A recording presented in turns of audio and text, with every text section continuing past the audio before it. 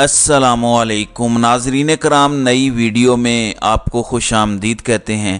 ایک جانب تو عمران خان بمقابلہ ریاست پاکستان طبل جنگ بج چکا ہے اور اس کا اعلان بھی ہو چکا ہے کہ عمران خان کا مقابلہ اب کسی ایک ادارے سے نہیں بلکہ پوری کی پوری ریاست سے ہے، اور اس اعلان کو عالمی سطح پر پہنچا بھی دیا گیا ہے۔ پوری دنیا کو یہ بات کمیونیکیٹ کر دی گئی ہے کہ عمران خان بمقابلہ ریاست پاکستان اب ایسے ہی چلے گا۔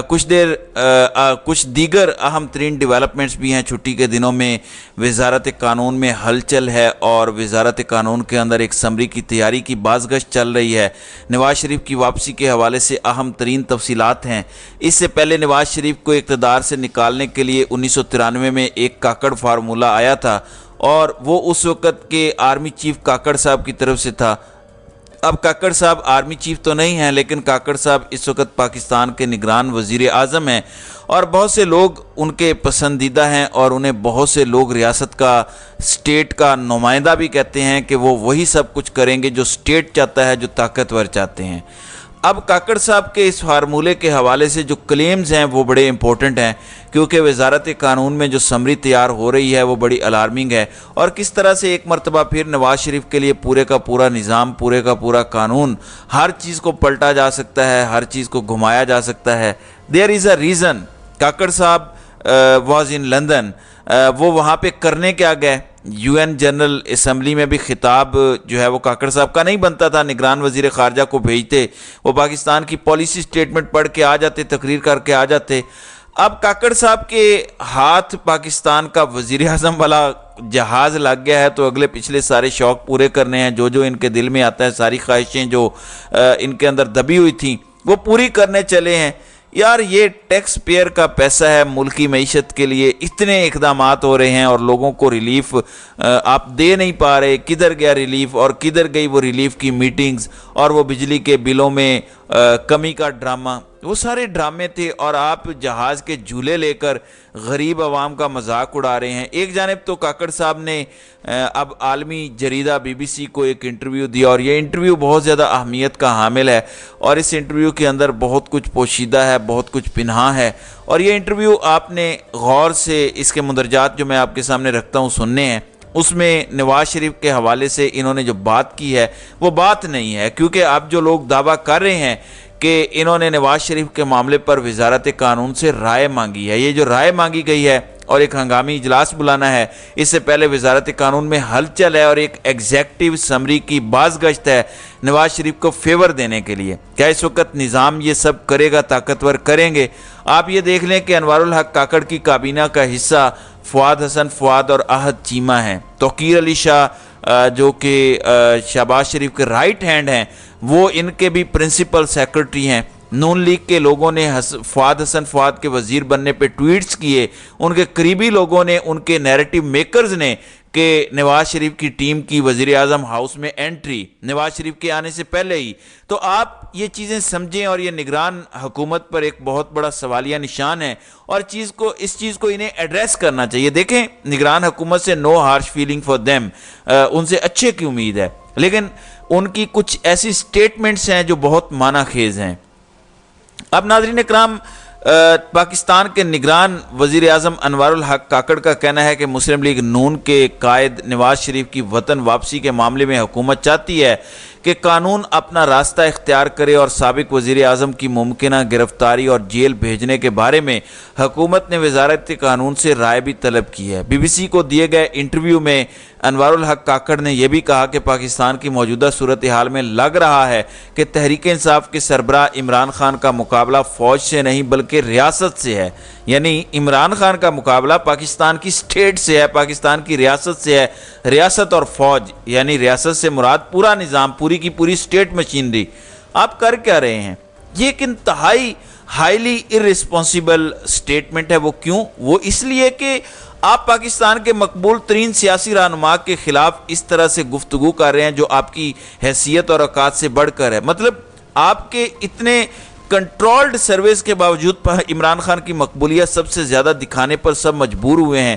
وہاں پہ مریم نواز 2 سروے لے کے گئی نواز شریف کے سامنے PMLN کی اپنی میٹنگ میں، اس میں بھی کہا گیا ہے کہ 60-40 ایک میں اور ایک میں 55-45 کہا گیا ہے، تو وہ بھی اندر کھاتے مان رہے ہیں۔ آپ پاکستان کے مقبول ترین سیاسی رہنما جو پاکستانی عوام کے دلوں کی دھڑکن ہے، آپ اس شخص کو ریاست پاکستان کے مقابلے میں پیش کر رہے ہیں۔ آپ کس طرح کی فضول سٹیٹمنٹس دے رہے ہیں؟ آپ کو اپنے الفاظ کا چناؤ وہ بھی عالمی سطح پر بہتر کرنا چاہیے۔ آپ بغض عمران میں پاگل ہوئے پڑے ہیں، مگر کچھ عالمی فورم کا ہی احساس کر لیں۔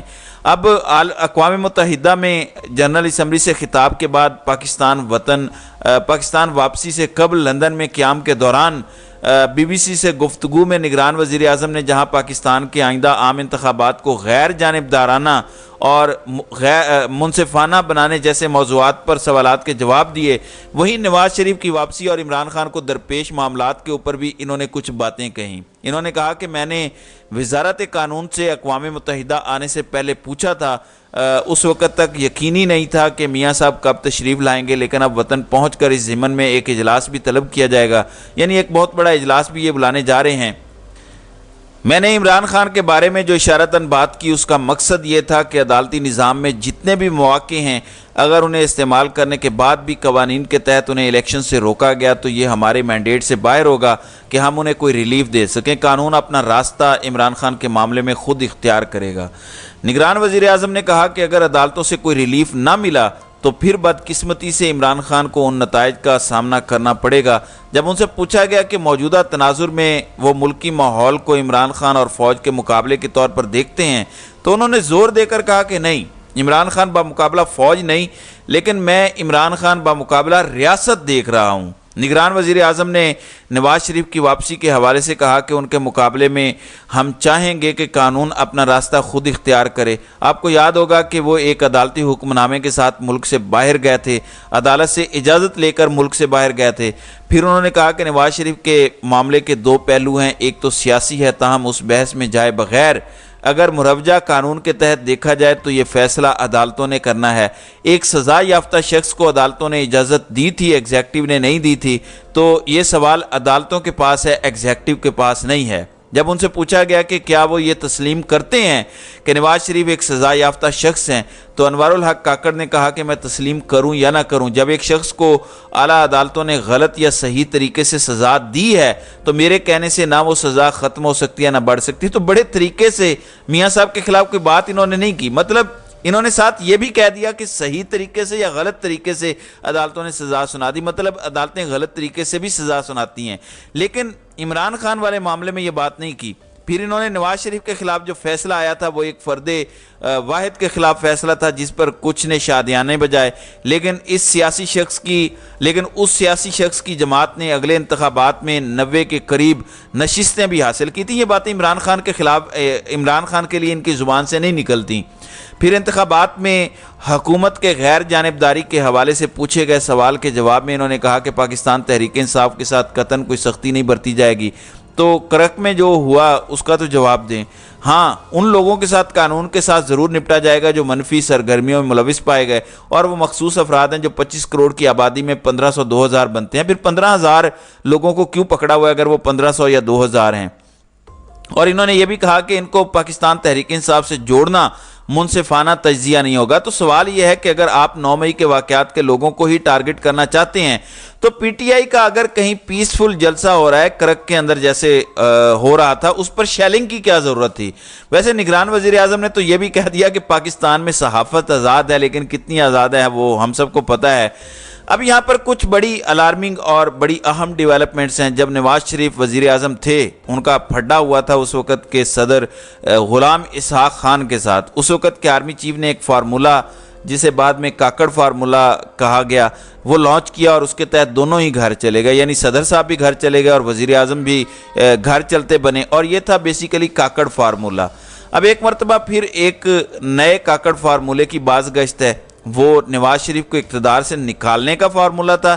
اس منصوبے کے تحت نواز شریف کے قریب سمجھے جانے والے صحافی جو رپورٹ کر رہے ہیں، اور میں صرف اور صرف ان کو کوٹ کر رہا ہوں، جو کلیمز آ رہے ہیں نواز شریف کے کیمپ سے آ رہے ہیں کہ کاکڑ صاحب کا चर्चिल होटल में रहना भी बहुत ज़्यादा माना खेज था, वो भी बहुत इंपॉर्टेंट था। और नवाज शरीफ की वापसी पर उन्हें किस तरह से रिलीफ देना है, इसके लिए वजारत कानून को भी ऑर्डर दे दिए गए हैं कि आप इसमें कोई लचक या कोई लूप होल फौरी तौर पर ढूंढें और फिर उस लूप होल को इस्तेमाल करके इवन एग्जेक्टिव ऑर्डर्स भी जारी हो सकते हैं। अब नवाज शरीफ की ज़मानत का मामला नहीं है, क्योंकि वो एक सज़ा याफ्ता मुजरिम है। जैसे ही वो वापस आएंगे वो दोबारा जेल जाएंगे। सज़ा याफ्ता मुजरिम को कोई हिफाजती ज़मानत या इस तरह की कानून में कोई गुंजाइश नहीं है, दूर दूर तक गुंजाइश नहीं है।